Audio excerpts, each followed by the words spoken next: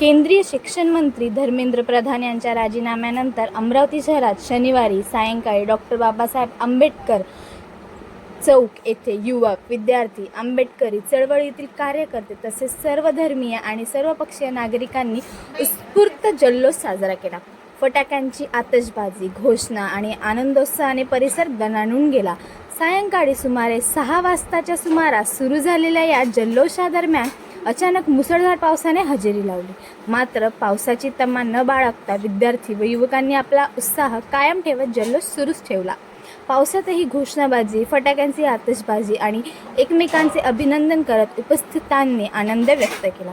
यावेळी आंबेडकरी चळवळीतील कार्यकर्ते, विविध सामाजिक संघटनांचे पदाधिकारी, युवक, विद्यार्थी तसेच सर्वधर्मीय आणि सर्वपक्षीय नागरिक मोठ्या संख्येने उपस्थित होते.